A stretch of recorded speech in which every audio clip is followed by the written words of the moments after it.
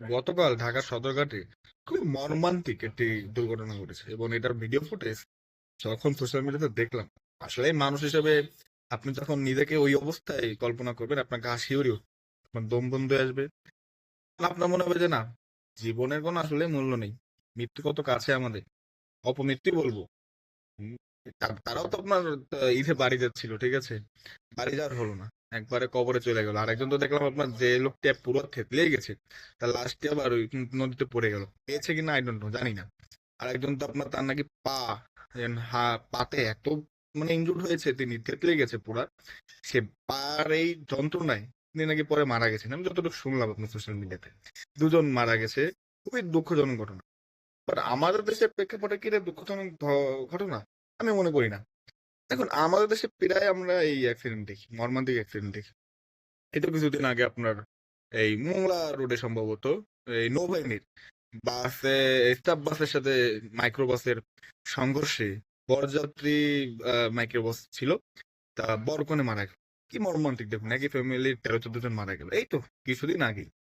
নৌবাহিনীর স্টাফ বাস ছিল, এখানে কার দোষ আমি জানি না, বাট নৌবাহিনীর যে স্টাফ বাস, এই কথাটা কোনো সংবাদ মাধ্যম মুখ ফুটে ডাইরেক্ট বলছে না, কারণ ওই ভাসুরের নাম নিতে পারো, ঠিক আছে।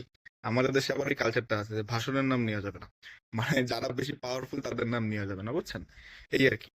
তো যাই হোক, এখন অ্যাক্সিডেন্ট হলো, এরপরে কি হচ্ছে, ওই 2 লঞ্চের নাকি রুট পারমিট বাতিল করেছে। বাবা বাবা বাবা, আমরা তো অভ্যস্ত রে ভাই।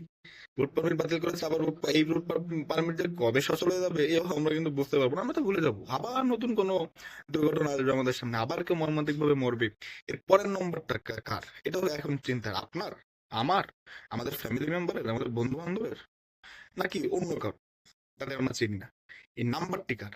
এটা হচ্ছে এখন আপনার খুঁজতে হবে and ভাবতে হবে। রাতে যখন বেরোবেন তখন ভাবতে হবে যে আমি কি আজ মানে ভাইরাল হয়ে যাব দেশে, মানে পুরো দেশে আমার মৃত্যু কি ভাইরাল হবে? কারণ বাংলাদেশে আপনার অ্যাক্সিডেন্ট ব্যাপার খুবই নর্মাল ব্যাপার, আর এই কোনো সাদা টাজা হয় না। আর আপনার ওই সাময়িক কিছু সরকার পদক্ষেপ নেই, তাও যদি জনগণ আপনার এটা ভাইরাল হয় জনগণের মধ্যে, তাহলে, নাহলে আর নেই না, ঠিক আছে। আর সাধারণ মানুষ মারা গেছে ভাই, আল্লাহ আল্লাহ রাতে জীবন, ঠিক আছে, তখন আমার আল্লাহ রাতে জীবন।